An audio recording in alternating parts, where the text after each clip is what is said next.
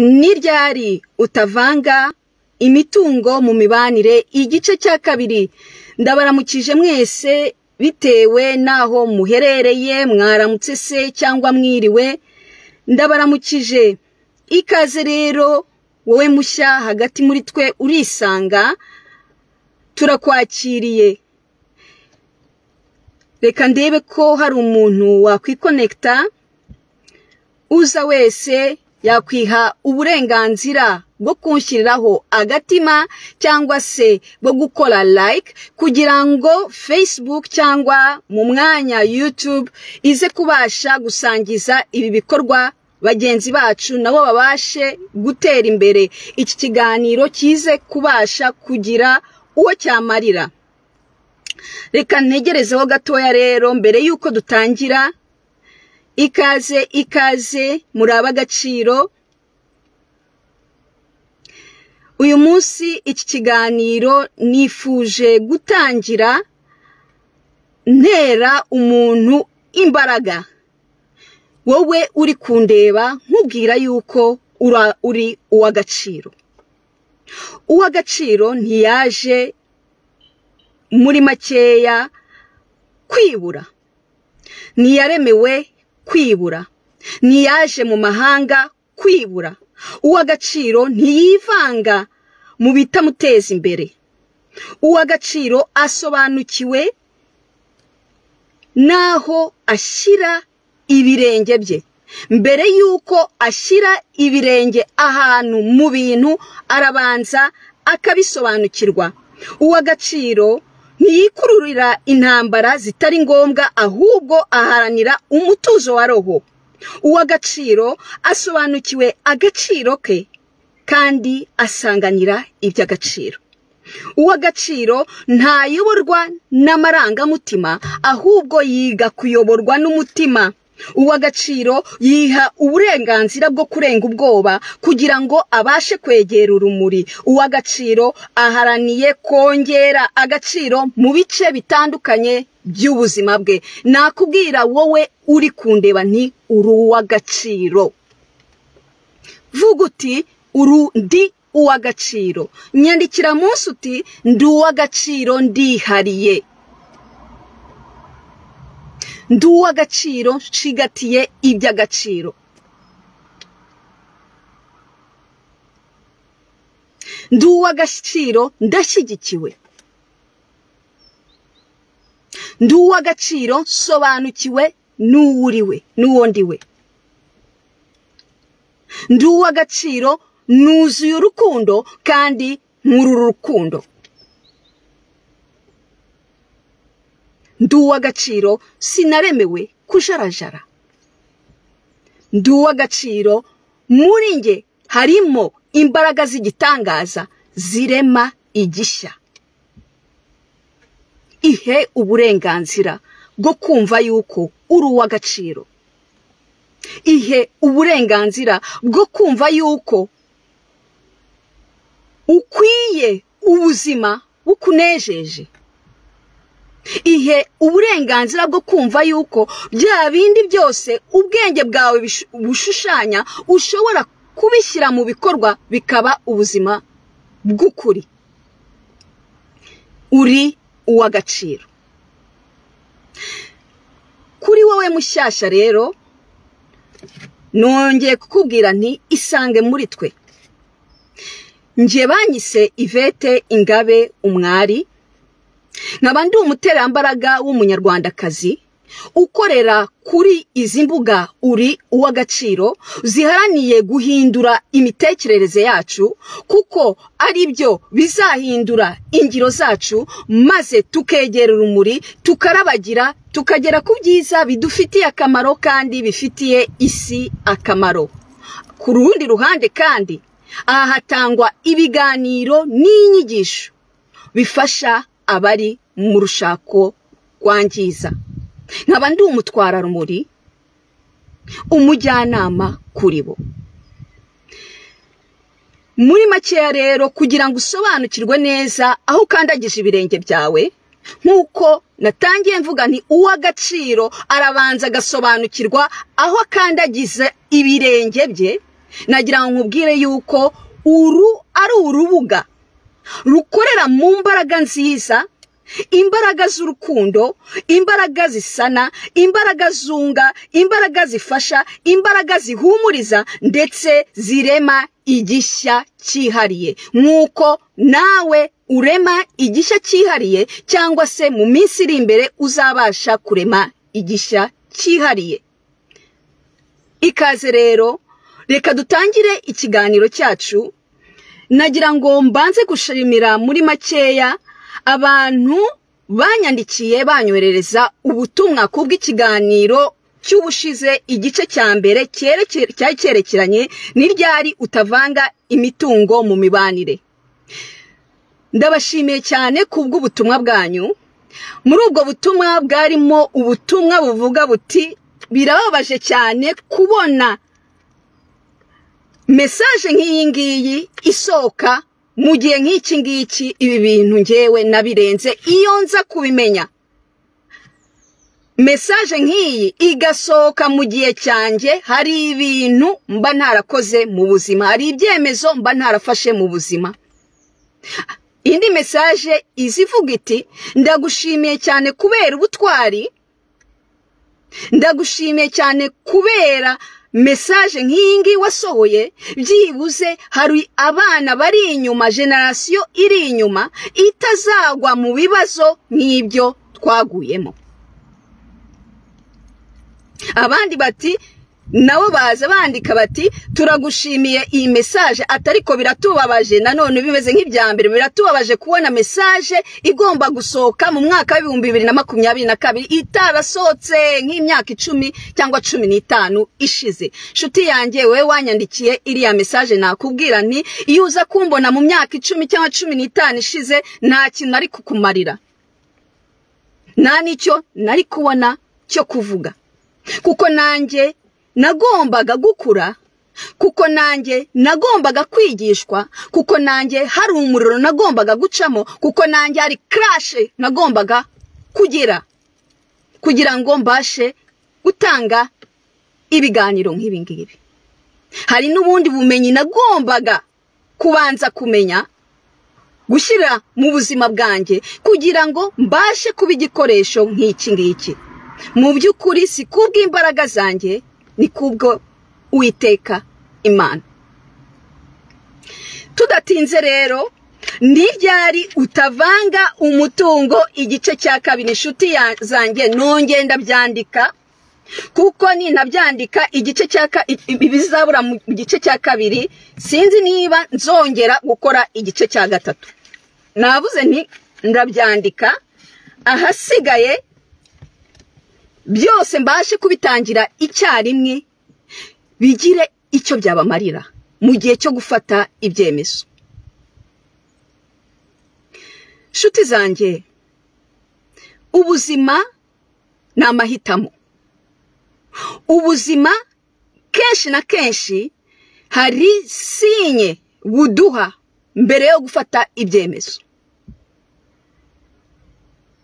Ibintu bijya gupfa mu mibanire mbere n'ubundi, ibintu bitari byakomera cyane, hari sinye ubuzima bwaguhaye, umutima ukajya ngo piu piu, ariko ntubashe kubibona, ndetse washaka no kubibona ukagira gute, ugashaka guhumiriza amaso, ugatwarwa n'iki, ugatwarwa n'amarangamutima.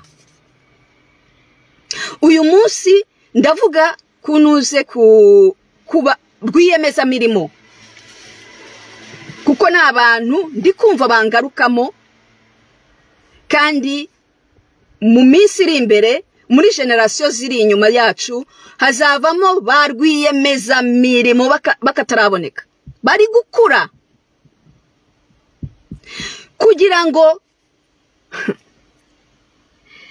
uyu munsi si uwo kurohora abarohamye.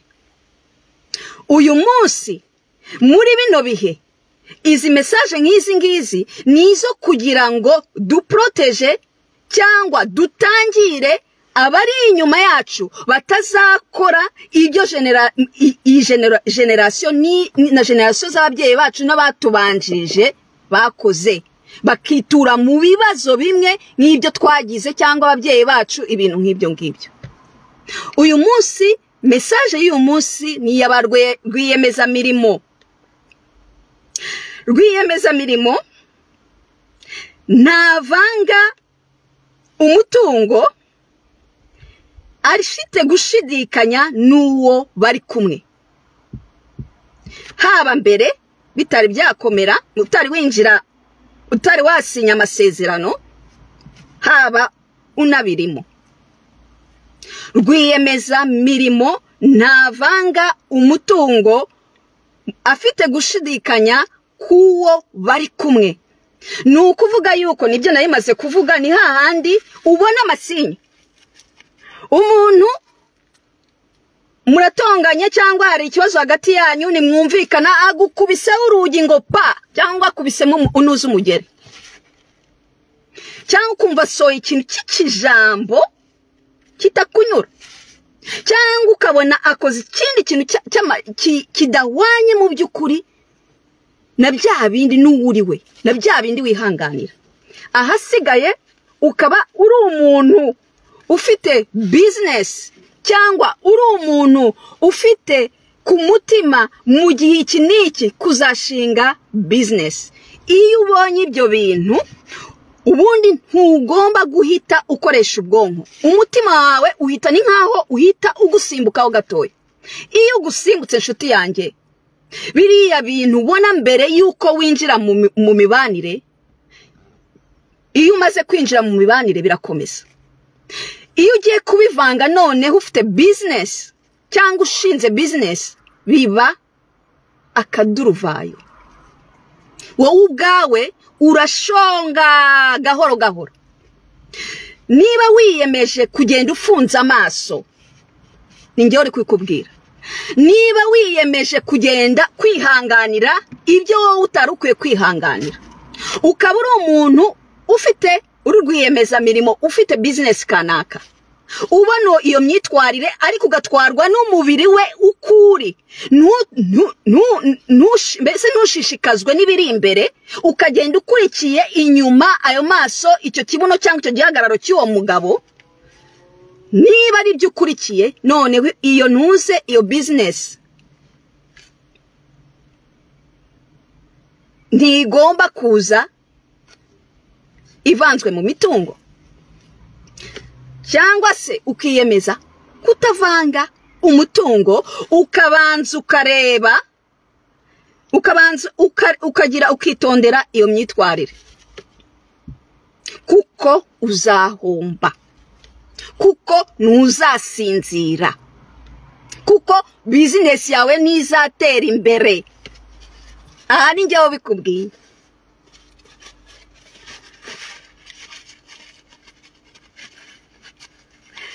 Icya kabiri, mu buryo bwo kugira bwo guproteja uwo muri kumwe, ni ukuvuga ko amaze kwinjira mu mibanire, mu buryo bwo guproteja uwo muri kumwe, iyo ari business ugitangira business atari business wazanye cyangwa iki, business ni byiza yuko itavangwa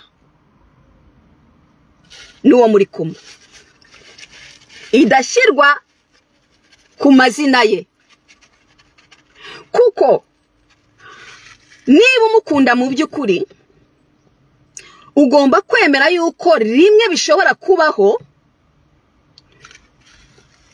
hagati yanyu ntibigende neza, cyangwa akaba ikintu wowe udashobora kwihanganira mu buzima, kandi ntikibe rimwe, ntikibe kabiri, ntikibe gatatu, bikazaba ngombwa yuko uwo muntu wenda akubwira ati reka duhagarike, tujye tuvugisha ukuri, turi mu isi. Shuti yanjye, ni byiza yuko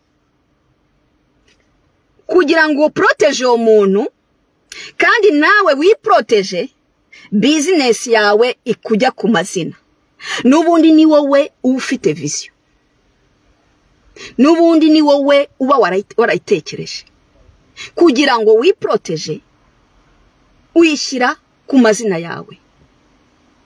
Iyo uri mu mibanire ukaba ugiye gushinga business, hari mu mibanire umuntu uhora akubwira ati nzaguta, nzashaka abandi,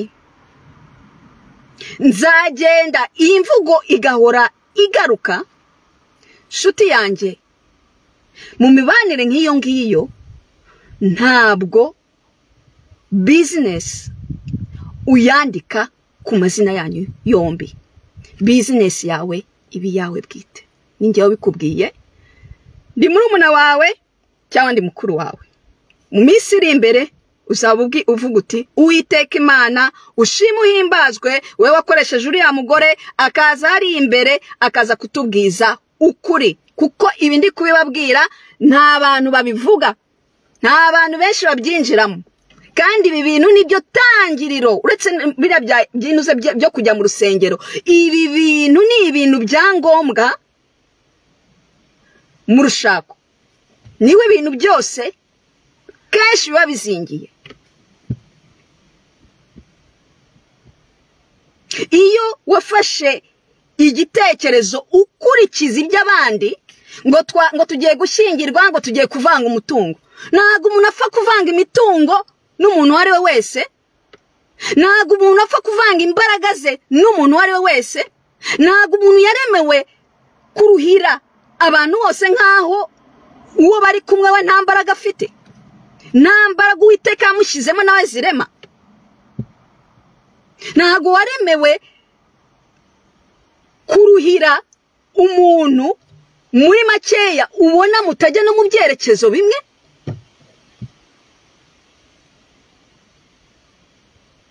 Ntabwo ariko ibintu bimeze, nshuti zanjye.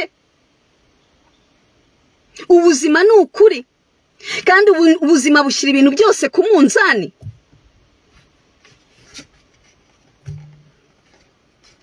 Nuvanga umutungo mbere bigitangira n'umuntu ubona afite ingeso yo kubeshya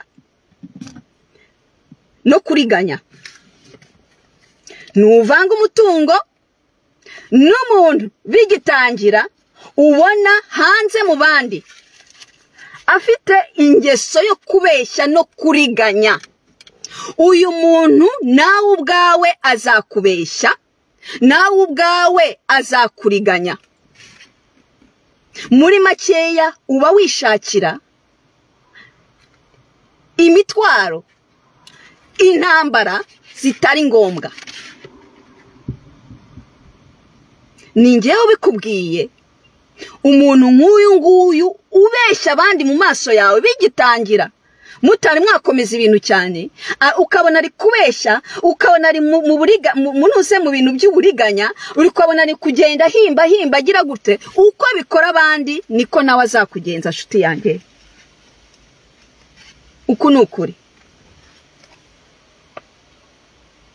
Si ngombwa kuvanga umutungo na wa muntu bigitangira, mukiri munuze mu rukundo byashyushye, wa muntu ukubwira ngo iyi ni imodoka yanjye, ukumva hagati murimo kuganira ngo yanzu yanjye, ukumva hagati aya mafaranga n'ayanjye, ukumva ibintu byose niwe. Muri makeya mu by'ukuri uwo muntu muba muri kumwe, uwo muntu wowe utekereza yuko akubwira ko agukunda, ariko mu by'ukuri ntabwo, mu bikorwa, mu magambo ye ntabwo umurimo muri makeya, ntabwo agushyira muri proje ze zo mu minsi iri imbere. Sindi kumva rero impamvu, nshuti yanjye, wakwifata wowe uri umuntu uza ko wifuza gushinga ibintu n'ibi ngibi bizaguteza imbere, bizateza abakuri iruhande imbere, bizateza igihugu imbere, ukemera kujya kuvanga umutungo n'umuntu nk'uyu nguyu. Byonyine we abavuga ati ibi ni ibyanjye, bishatse kukubwira yuko ugomba nawe kugira ibyawe. Niba iyo mibanire ariyo wifuza, nta kibazo wayinjiramo.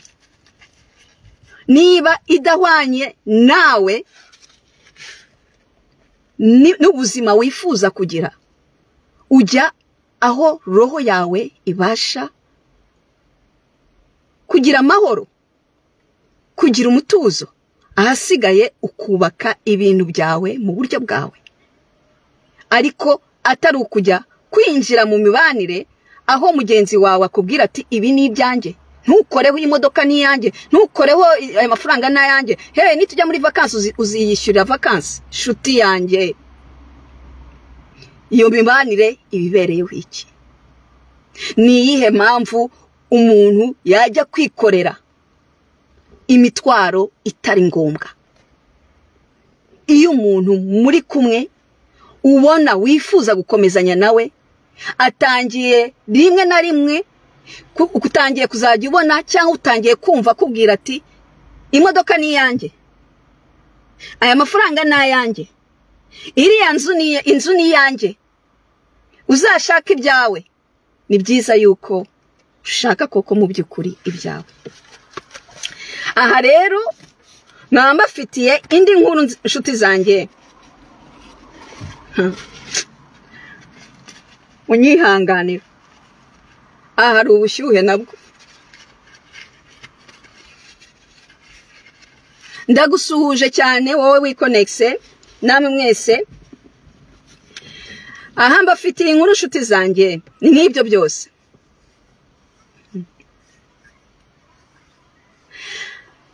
Mbere yuko wishyira mu bintu by'amadeni,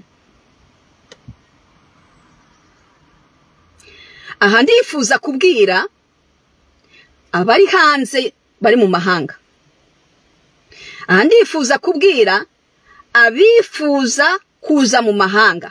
Ubushize navuze yuko niba wifuza kuza mu mahanga witwarwa n'amarangamutima cyane, ahubwo gira intego, ugire inzozi ku mutima, kuko nibyo bintu bizayobora ubuzima bwawe.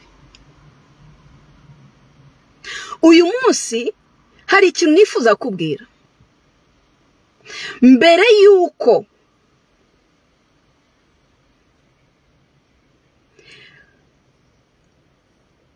ujya mu bintu byo kujya kugura amazu ahangaha i Burayi, banza urebe imibanire urimo, banza urebe niba hagati yanyu hari ibintu bitagenda, bibanze bikemuke inshuti yanjye. Niba ari ngombwa mujye ku bantu bafite ubumenyi babafashe, banza urebe akazi ufite ubu muri icyo gihe, mbere yuko ufata icyemezo cyo kujya kugura inzu mu mahanga. Banza undebere ako kazi ufite ubu ugiye gufatiraho umwenda, ni akazi mu by'ukuri kajyanye n'imbaraga zawe, ni ka kazi koko wicaramo wagakora ukumva unezerewe, ukumva waguma kugakora.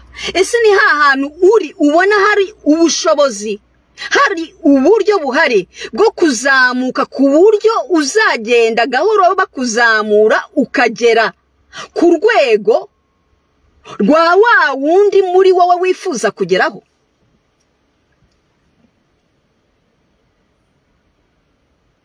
Cyangwa se ni ka kazi ukora gusa kubera amafaranga?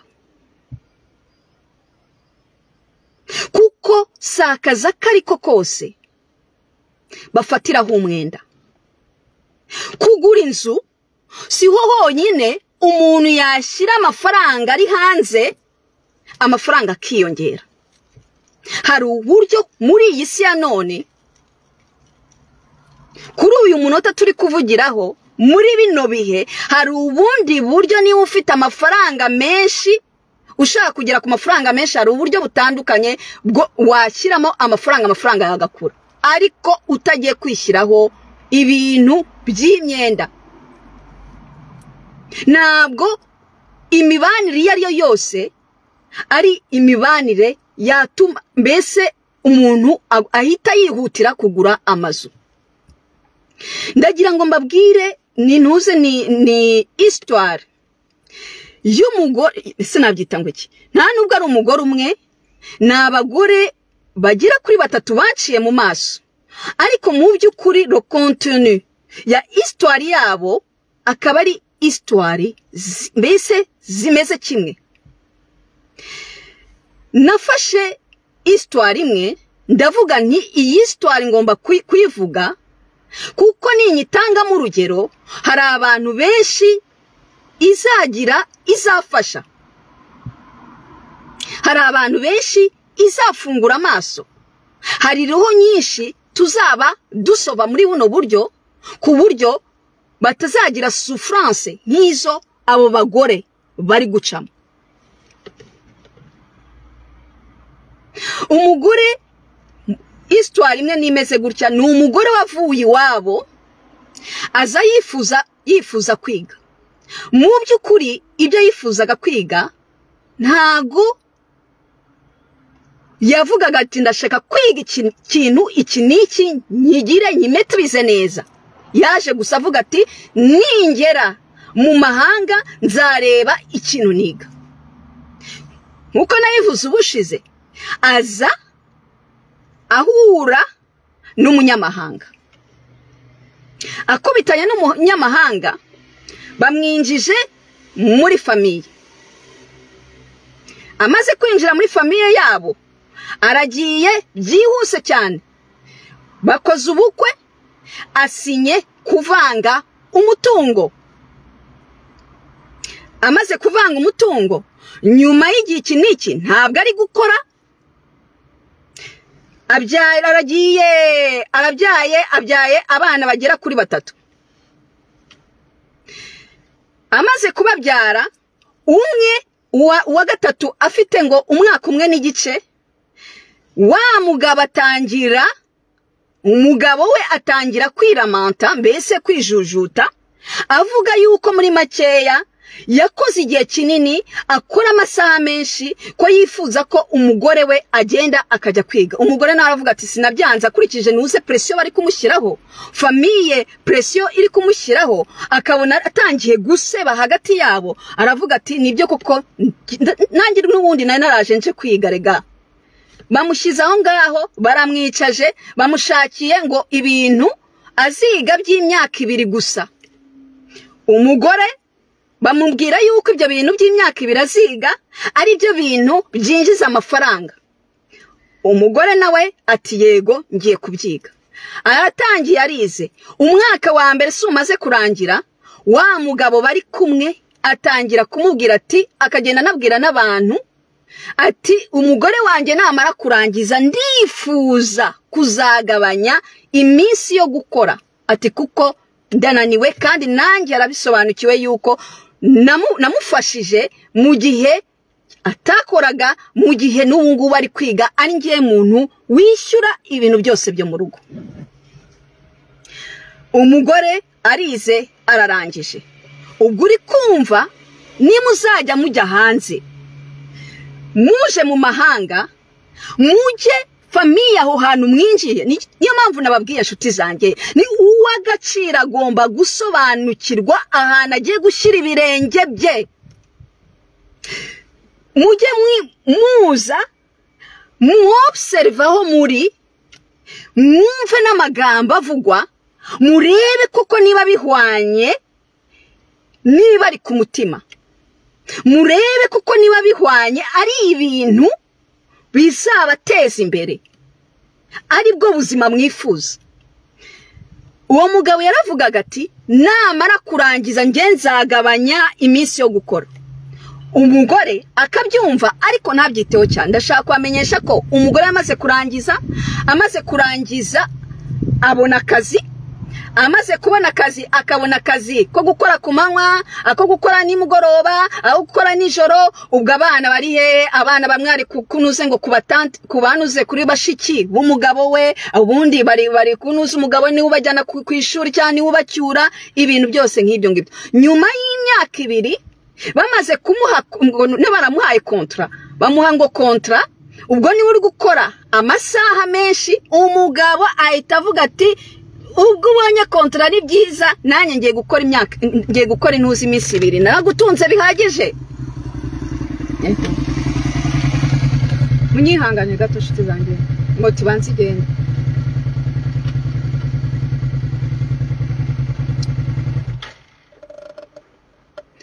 Nuko umugabo ati nanjye naragutunze bihagije, ni igihe cyanjye cyo kuruhuka. Ubwo ngubwo umugore abyakira gutyo.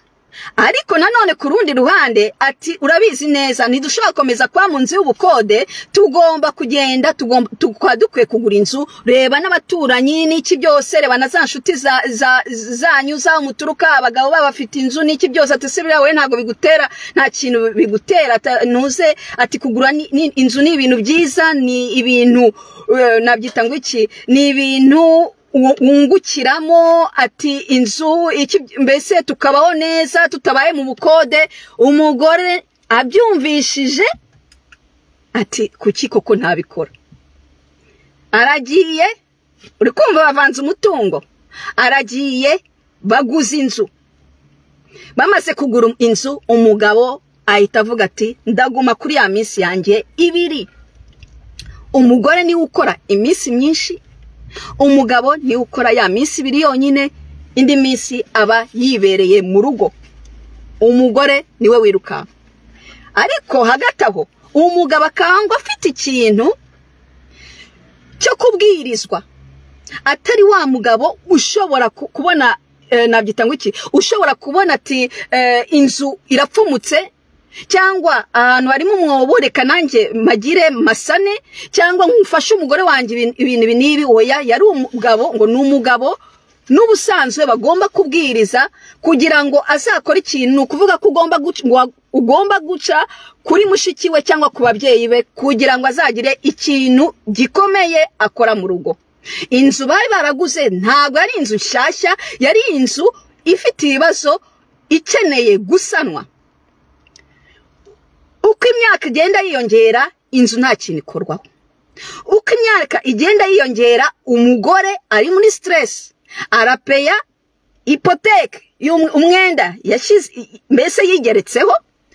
Umugabo afite igihe gihagije, cyagiye gihagije, yaragiye yibonera undi mugore wo mwiraburakazi mwene wacu ku ruhande. Umugore abivumbura nyuma. Umugore yaje ambwira ati mbigenze gute, ibintu bimaze kumbana byinshi, sinshobora komeza imyaka n'imyaka nkora njyewe amasaha 40-38. Umugabo akora iminsi 2 yonyine, indi minsi 2 ni ukuva ku kazi nza ninjira mu bana, nza ninjira nteka, kandi umuntu ari mu rugo ku rundi ruhande yifitiye umumetresse adashobora kureka. Ariko ibintu ni simple. Nese hagati y'abana n'iki na se bimeze bitata, ni umuntu n'ubundi ukubita abana, ni umuntu w'umunyamahane, ni umuntu usuzugurira mu bana, ni umuntu unukira mu bana. Ni ibintu bimaze kundenga, ubuzima nk'ubu ngubu sishobora gukomeza. Ni none urifuza iki? Ati ndifuza rwose kuri njyewe ngubu, kuri uyu munota ndifuza kuruhuka, ndifuza gutana n'uyu mugabo. Ndamubwira se shuti yanjye iby'inzu ubibona gute? Ati inzu nagiye kunuze, ati nashatse umutaxateur, ndamushaka ngo azarebe valeur y'intuze y'inzu mbere yuko fata icyemezo. Ati tugiye kureba valeur y'inzu, kuko inzu nta kintu yegeze mbese ikorwaho, uko imyaka igenda ishira irushijeho kwangirika no kuyibamo n'iki byose idasanwa, nta muntu ufite ku ruhande wo kuyisana. Ati twarebye igiciro dusanga igiciro mbese nituyigurisha nzahomba.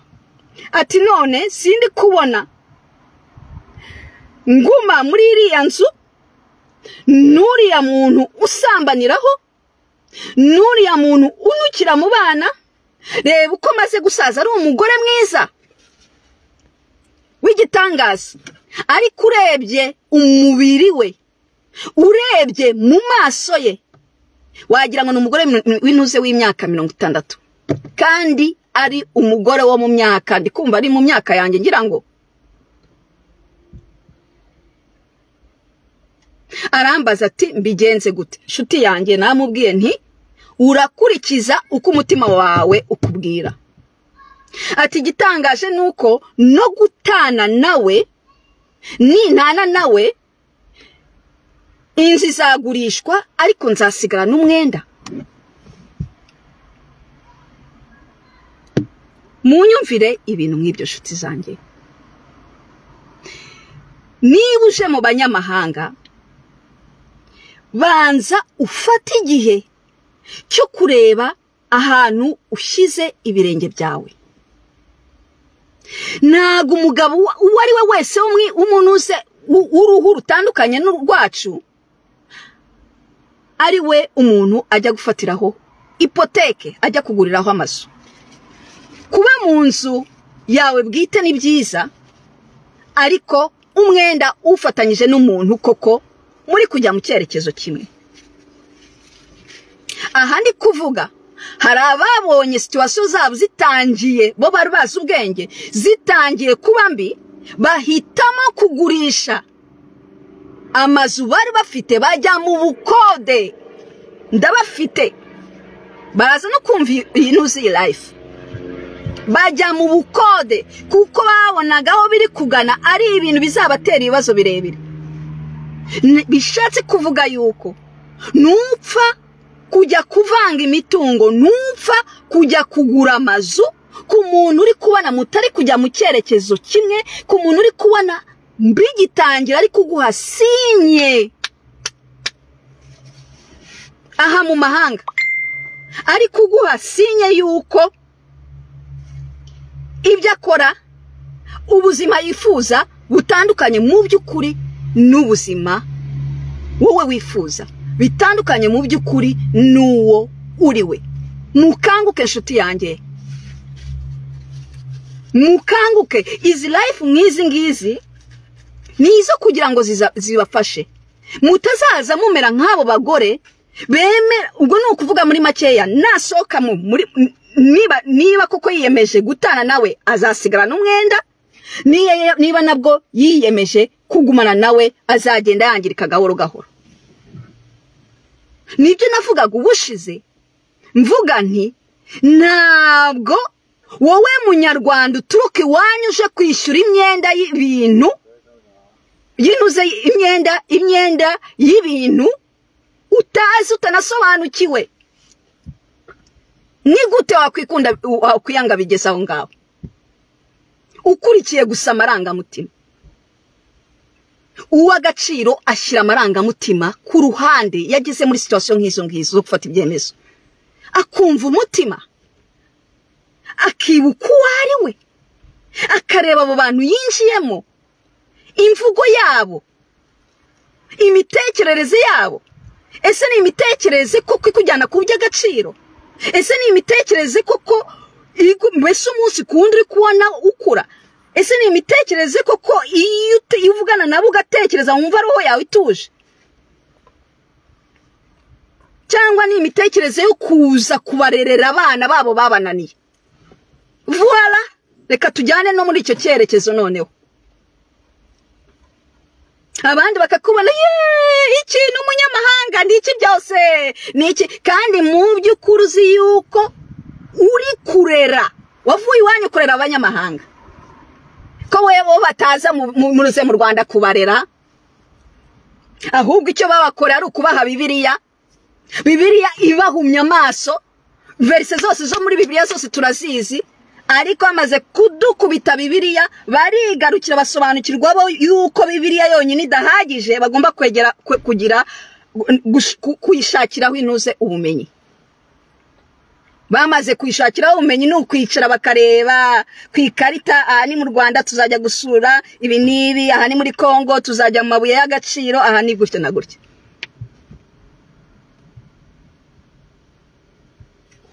Ibyo bintu byaba bikwiye kugira icyo bitubwira. No muri Bibiliya ubwayo biratubwira iti hahirwa umuntu ubonye ubwenge n'umuntu wiyungura kujijuka. Hahirwa umuntu ubonye ubwenge n'umuntu wiyungura kujijuka. Abanyamahanga babisobanukiwe, ariko twebwe ni ukuzura gusa umwuka wera nshuti zanjye. wabona nuzi life nk'iye ugahita uyishyira ku ruhande, urayishyira ku ruhande, kandi mu by'ukuri mu minsi iri imbere ni wowe uzaba uje mu mahanga. urayishyira ku ruhande, kandi mu by'ukuri mu minsi iri imbere ni uzaba ugira usinya impapuro, kuko ni byiza kujya mu kiliziya, ariko mu buzima bwo hanze ibyo wasinye mu mategeko nibyo bigukurikirana.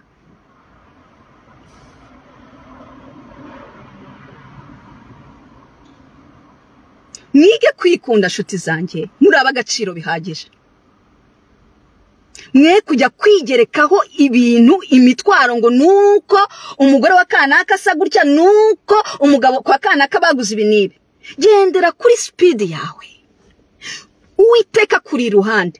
icyangombwa nuko wowe wisobanukirwa, usobanukirwa za mpano, usobanukirwa ibyo zikeneye kugira ngo ugere ku rundi rwego, urenga ubwo bwoba, ukegera urumuri.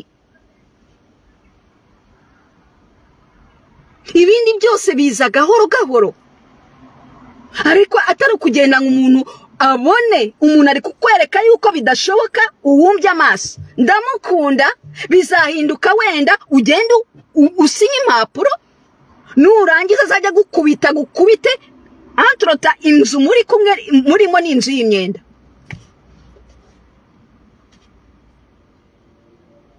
imyenda wenda udashobora muri kino gihe udashobora no kwishyura, uzayicika ute? naba no mu Rwanda uzaba ufite bene wanyu, ushobora kugira utakira mu mahanga. ubuzima bwo mu mahanga tujye tubwiza abantu kuri twe kuza dushaka kwirarira,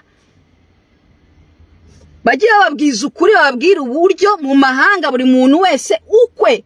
umuturanyi wawe ntumubona buri munsi, umuturanyi wawe ntushobora kumuvugisha buri munsi.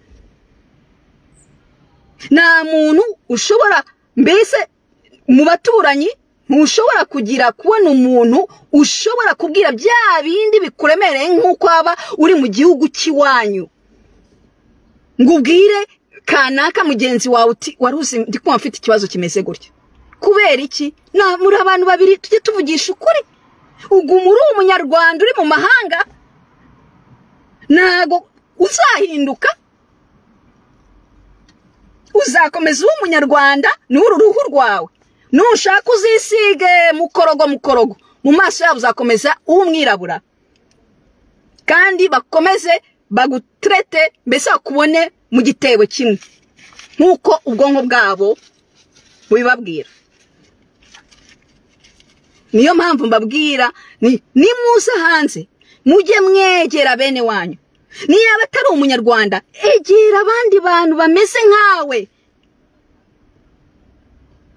wumve ibibazo bahuye nabyo, wumve ukuntu bavuye muri ibyo bibazo, ubasabe mbese ubasabe information.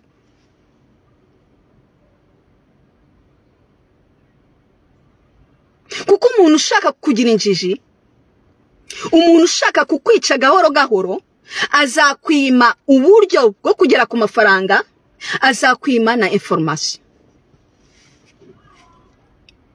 ku rundi ruhande, uri mu mahanga ntushobora nanone gutera imbere utegereye abanyamahanga, ariko ugomba kwegera abanyamahanga ufite muri wowe indi mitekerereze, ufite muri wowe ukubona ibintu, ufite muri wowe icyo ushaka kugeraho. kuko ntabwo ushobora gutera imbere utabinjiyemo ndani ngo umenye strategy zabo.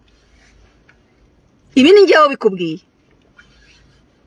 mu gihe uri mu mahanga, gutera imbere ntibizakorohera mu gihe utabinjiyemo nk'inzoka, tubivuge gutyo.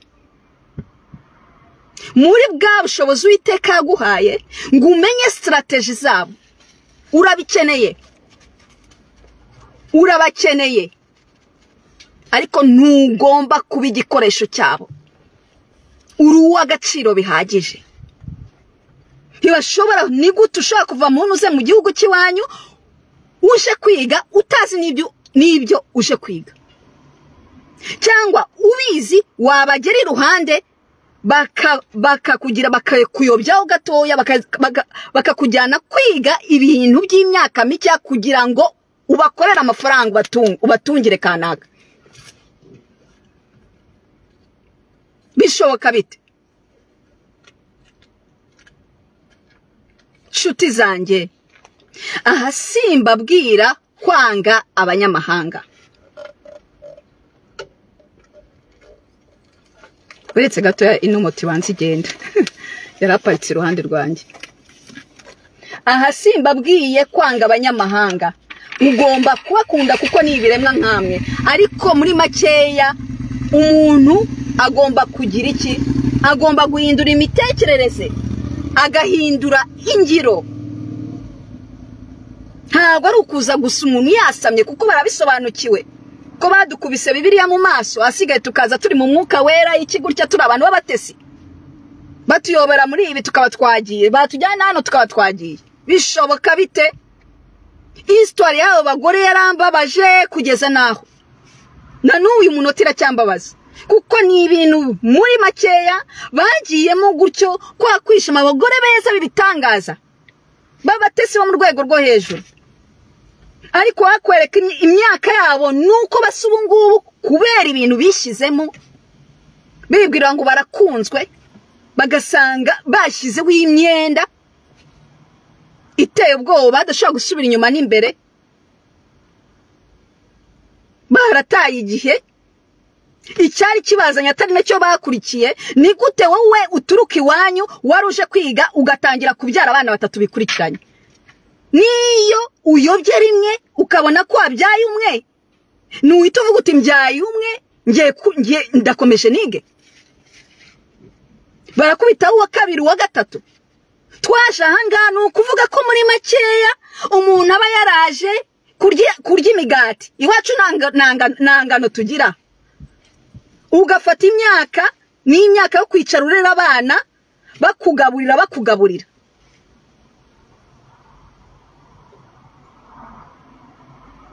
Sindi kuvuga muri ubu buryo kugira ngo nkomeretse umuntu, ni ukugira ngo nkangura bari inyuma yacu batazagwa mu bintu nk'ibi. Iyo uturutse iwanyu ukabazamo ikintu, ibanga rya mbere nakugira, nushaka urinyandikira ahantu na rimwe, ugomba bagufata neza, ariko na rimwe ugomba kuvuma ubutaka bwakwibarutse, kandi nanone ntugomba kuvuma ukihagera utakugezeho. Niba ushaka gutera imbere ku butaka ugezeho, nuvuma ubutaka bwakwibarutse, nuvuma ubutaka ugezeho. Urabikora ukundi bizaguhindukana, urabikora ukundi uzata agaciro hagati yabo. Ni ngewe ubivuze, nta handi hantu uzabyumvana. Ntuvuma ubutaka bwakwibarutse, kuko n'ubuvuma bazagushyira hasi kugeza na ibi bintu bizajya bigaruka ku meza. Uzata agaciro, bazagukoresha icyo bashatse, bazakwereka uburyo utikunda kuko n'ubundi udakunda ubutaka waturutseho. Tujye tumenya kugira strategy. Nuvuga ubutaka waturutseho, nuvuga nabi abakureze.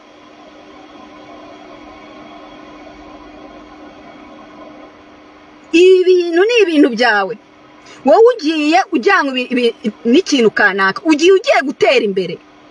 Ntuvuma, bisubiremo, ubutaka bwakwibarutse. Ntuvuma wa wundi wakugaburiye.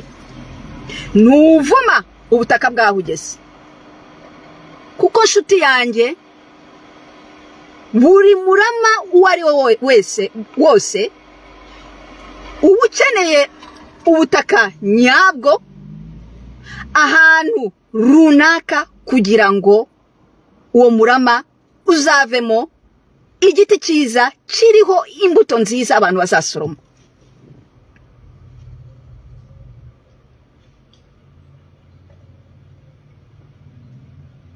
Ahantu ugeze hagomba kuba umugisha kuri wowe. Mu gihe utangiye kwavuma ntushobora gutera imbere. Uzabikora, uzabigerageza, uzazumbwira. Cyangwa nawe warabikoze ukaba waravumye aho uri, umbwira uburyo uri gutera imbere. Niba waraje mu banyamahanga ukaba uri aho ngaho, ukaba waravumye ubutaka waturutseho, umbwire buryo ki uri kubateramo imbere. Uzi utwandikira aha ngaha n'abandi babyigireho muri makeya. Ayo ni amategeko yo kugira ngo umuntu atere imbere iyo ari ahandi hantu. Shuti zanjye, genzura aho ushyira ibirenge byawe kuko uri uw'agaciro. Wishaka kwigerekaho imitwaro itari ngombwa.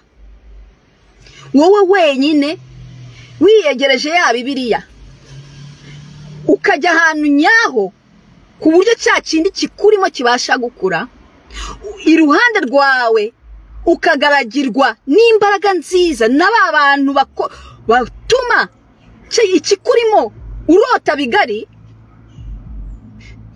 Nzi neza yuko muri wowe hazaturukamo imbuto nziza, utiriwe wirukira abandi,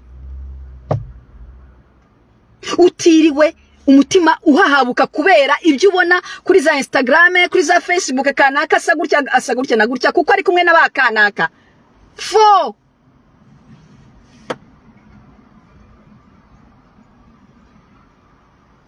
Natwereka ibyo we yiremera, natwe tuzamukira, tubwira natwe tuzamuke. Naza tubwira uburyo we yakoze natwe dukure, aho kugira ngo imitima ya benshi ikomeze igize nabyita ngo iki, ifite inyota yo kugira ubuzima nk'ubwo kanaka afite, kandi byose ari amashusho. Aho aryama ataryama ngo asinzire neza kuko ibyo arimo nawe ubwo atabisobanukiwe.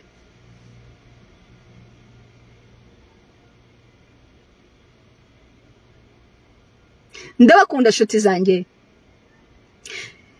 ndabashimiye mwese mwikonekse. Ndagushimira wowe wakurikiye kino kiganiro kuva kigitangira kugeza kuri uyu munota. Ndagushimiye cyane. Musangirize bagenzi banyu kandi namwe bashya mukore subscribe rwose kugira ngo ibi biganiro bitazajya bibacika, ibiganiro nk'ibi ngibi. Shuti zanjye, ndifuza ikintu kiri ku mutima muri iyi minsi kuri njyewe. Muri kubona ko muri iyi minsi nari gukora ibiganiro byerekeye urushako rwangiza. Muri iyi minsi kuri njyewe nimara kubera abo badamu, abo bantu mbese turi kureba ukuntu dushyira ubuzima ku murongo, ubuzima bwabo mbese mumeze gutyo ku murongo. Ariko kuri njyewe muri iyi minsi harimo ikintu cyo gutangira roho ngo zitarohama. Abana ababyeyi mbese wenda badasobanukiwe n'ubuzima bwo hanze, bohereza abana babo kwiga hanze, cyangwa se ku muntu uri hanze ugiye gufata ibyemezo runaka en plus mu banyamahanga. Niba ndi umuntu usobanukiye ibyo bintu, ndahari. Nzi byiza, nzi nibigira nibinuka, ariko sinifuza kubona umwana w'umunyarwanda, umwana w'umurundi tumureka kaza muri kwa kudabagira kwacu, iki twisekera ngaho, iki byose niki batujyanye hano baratugaruye, iki byose ngo mu myaka 10 azajye mu bintu we ubwe adashobora gutobora ngo abwire abantu kuko bikojeje isoni. Mu myaka 3 atangiye kuzana imvi, yaraje ari umuhungu mwiza. yaraje ari umuhungu mwiza akajya gutera abana b'abandi amada. Urajya gutera umukobwa w'abandi nda usanze mu gihugu cy'abandi. Nshuti yanjye, ufite kashi zingahe? Tujye tuvugisha ukuri. Kandi uzi neza ko uje kwishaka,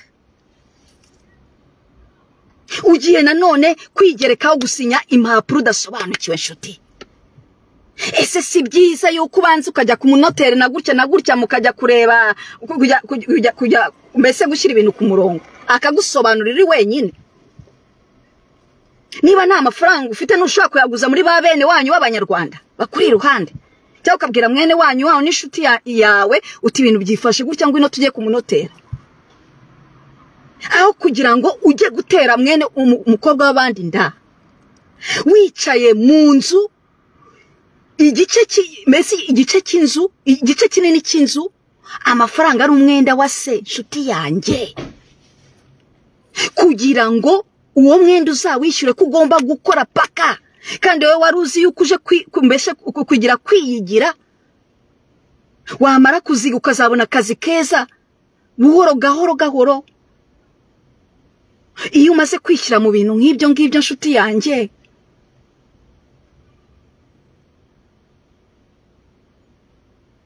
ubona yuko bizagenda bite? Ubona yuko iki kibazo uzakivamo gute?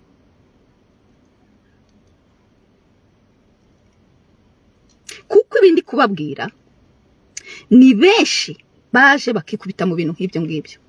Umuzungu iyo agiye gushyira amafaranga, kugira ngo ashyire amafaranga mu nzu umwana we arimo, iyo usanze umwana we afite inzu kandi akiri jeune, atari amafaranga kuko saleri ye ntibishobora kugura inzu wenda umusanzemo, umuzungu ashyira mu mwana we w'umukobwa, ibyo nabonye kenshi, amafaranga mu nzu kugira ngo amuproteje, yabona ari wa mwana nawe umeze nkatwe b'Abanyarwanda b'abadabagizi,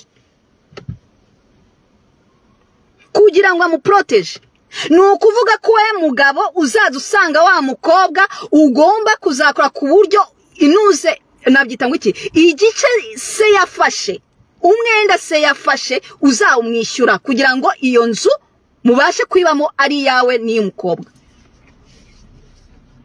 Hari n'igihe umubyeyi aba yarabikoze gutyo kuko ashaka ko umwana aba mu nzu nziza, ariko umwana we akaba abona umushahara we udashobora gufata uwo mwenda. Umubyeyi akavuga ati, mwana wanjye ndashyiramo aya mafaranga, nawe ufata uwo mwenda tugurire iyo nzu. Ibi ndi kubabwira byabaye ku bantu benshi nzi, mu maso yanjye ndeba, njye ndi kumva nanifite niba atari imyaka 22, nanjye ntari nasobanukirwa. Biba ku mugabo yararongoye umugore, uwo mugore inzu arimo yakataraboneka, igice cy'inzu kiri ku babyeyi b'umugore. Ndagira ngo mbabwire agasuzuguro basuzuguraga uwo mugabo mu rwego rwo hejuru, yatangira kuvuga bataravuga iki, yareba gusubira inyuma nabwo akabona adashobora gusubira inyuma. Nta jambo yari afite, ndakubwiye stress yari afite, ukuntu umugore yahoraga kenshi uwo mugore we, uwo mukobwa wabo yahoraga ari hagati y'ababyeyi be n'umugabo we. Kubera iki? Kubera ikintu nk'icyo ngicyo umugabo yagiye akishyira mu bintu nk'ibyo ngibyo. We nta mafaranga afite, ari kugira ngo ayakorere azishyure inuze, azishyura abo babyeyi, none w'inzu ijye ku izina rye n'uwo mugore we. Shuti zanjye mukanguke, niba uje mu mahanga, kora icyakuzanye, ibindi bizaba biza nyuma. Niba waraje uje gushaka amafaranga, shaka ayo mafaranga, ariko ntujye kubyara, ntujye kuvangitiranya gahunda, kurikira ikikuri ku mutima. Kujya kubyara waraje uje kwiga cyangwa waraje kwikora uragiye ubyara abana 3 4 baragutunze, agasuzuguro k'ibyo bintu n'urwego rwo hejuru. bakugaburira urya inyama, reka sinakubwira umubyibuho ugeze hano ntacyo ukora. Nabo ubwabo bagira ngo bakagusuzugura, bakakubwira ko ntacyo ukora kandi warababyariye. Umubyibuho ni gutya, inyama ni gutya, amaji ni gutya. Iwacu tubuze inyama, tubuze amaji, ko ari nayo meza atavangiye n'ibindi bintu. Ntago twajanga kurya, ntago twajanga gusuzugurwa. Turaba agaciro, mumenya agaciro kanyu. Iyo nicaye nkavuga gutya si ukugira ngo si uburakari buba bundimo, ahubwo ni imbaraga z'igitanga. Imbaraga ntasobanura ubwoko bwazo, bwo kubabona mwishimye, bwo kubona mu minsi iri imbere, mwe muri inyuma ya kamera, mu minsi iri imbere tuzaduhurana tukanezerwa. Buri wese yarageze ku ntego ze, atisanga munuze mu bintu, munuze muri za situation ntazo ubwoko bwazo zidasobanutse, agenda shonga umunsi ku wundi. Udashobora kumubona seki ya sura nziza yari afite akiri mu Rwanda cyangwa i Burundi, kandi ari i Burayi. None i Burayi niho baza kugira isura ikambije nyine. Mu Rwanda warasekaga, biterwa n'iki? Dukanguke, tuba abanyarwanda b'agaciro, basobanukiwe nabo bashyira ibirenge byabo, turenga ubwo bwoba, dukurikira intego zacu, twe kujya kwigerekaho imitungo y'abakanaka n'abakanaka tujya no kurera abantu twasanze bakuze bashobora kwirera. Bishoboka bite? Ndabakunda shuti zanjye, muri abagaciro, ndakomeje. Mugire umunsi bwiza, ndabashimiye mwese, ndagushimiye wowe, ndayishimiye Bonfils, ndabashimiye cyane. Mugire umunsi mwiza, naho icyumweru gitaha ku cyumweru isaa 8 Uwiteka andi ruhande, ntimugire ubwoba, kandi namwe mujye musengera. Ama imbaraga, nzi impamvu nicaye aha, sobanukiwe imbaraga zindimo. Nta gihe dufite cyo guta. Ndagusengera nawe nanjye usengere. Ndi umwana w'umuntu, imbaraga zirushaho kwiyongera, amavuta yanjye asigasirwe, ikamba ryanjye risigasirwe, ku buryo ndushaho gukoreshwa kandi mara igihe kinini rigikoresha. Ndabashimiye cyane. Ciao.